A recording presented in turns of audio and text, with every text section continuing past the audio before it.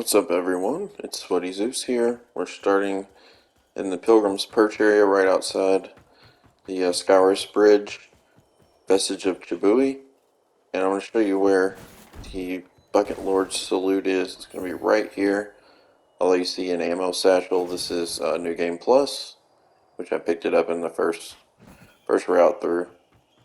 So, once you get that, we'll come over here. And then this is going to be your vestige, although it's broken because I'm a New Game Plus. Go up this way. It's going to be on the body where you found the broken bucket and condemned set. You'll see he is now alive. If you didn't pick up the condemned set off of him before, like if it's your first playthrough, that'll be on him. Or if you're a New Game Plus like I am. Unfortunately, like me, if you sold your bucket, you're going to have to wait till you get to your next playthrough. So that's what took so long. Anyways, you'll pick that up, and then what you want to do is equip the bucket as your weapon in your right hand. Then you will need to complete 3 gestures or emotes in order to trigger the start of his quest. On your emote wheel, which is like pushing in on your touchpad on PlayStation, it's going to be greeting, pointing downward, and Bucketlord salute. You want to do all 3 of those in order. And then he'll say the pride of the Bucketlords has been reaffirmed. And that's it. And then once you continue on, every time you go into one of these mini-boss fights, you'll see the Bucketlord guy joins you in the middle of the fight. So you'll have a little NPC helper. He's not too bad. A lot of times he won't make it through, but he'll help you out a little bit, just distract him. So Scourge Sister Delith is going to be the first.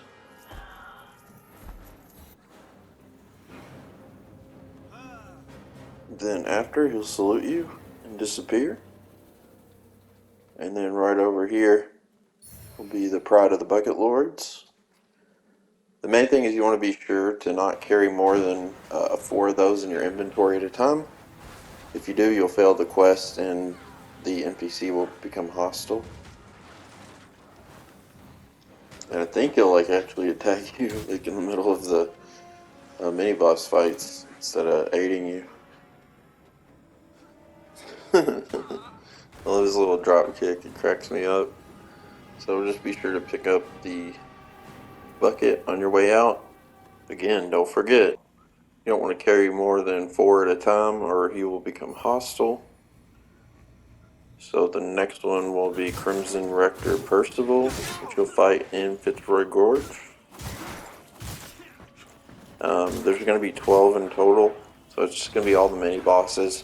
If you play through the game, you'll run into them all, and then obviously the Bucketlord guy will show up, help you. Anytime that happens, you want to be sure to pick up the bucket. It'll be right in their little arena. You just pick it up on your way out. Dude's got me joining in with him on the salute now. But yeah, so once you get 4 of them, we'll need to turn them in. We should just have 1 more. Yeah, the Ruiner's next.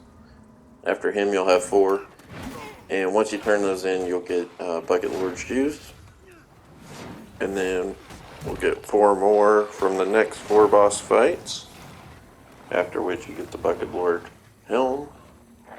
And then 4 more after that, and you'll get the golden bucket, which if you upgrade to plus 10 and complete the entire quest, obviously you'll have to get it. It has like a pretty cool AoE attack, kind of like these 2 swords, or the Light Reaper twin swords if they're upgraded to plus 10. So I think you probably saw him do it in that Sister Delith fight. In the first fight he helped us with in this little video. So anyways, after those 4, I don't have this whole playthrough done yet. If you've already fought all the bosses, you'll actually just be able to go back to their arenas and pick them all up. But otherwise, you'll just keep playing through until the end of the game, and then you'll be able to turn them all back. Just don't forget every force, drop them off. Because I had to start this quest in New Game Plus because I sold my bucket. I've only got the first 4, so sorry I don't have the whole thing. But you'll just continue on till you get them all, and then that's all you need to do. So this is Pallid Bile. It's pretty good because it not only adds Wither on real quick, but it procs Poison, which wears the Wither off. So that too is a really good combination. I didn't have these before when I showed the last video where to get them. That's a Septic Heave, which is also going to proc Poison, but it's going to do it really fast. And good thing about it is you can launch it really far, and it'll proc almost anything within 2 or 3 hits. So you can see kind of how far you can launch it. It's got a good angle, so you can get over ledges and stuff. Next one I want to show real quick is going to be Vortex of Torment. This is the one I was most excited about. And probably second best one next to Pallid Bile. The hard part is keeping the enemy in it the whole time. So, anyways, I'll show here. You can kind of throw it, but a lot of times it'll overshoot, and it does track, but they'll kind of walk past it. What you really want it to do is explode under them, so just kind of try to roll past them, get them to turn around.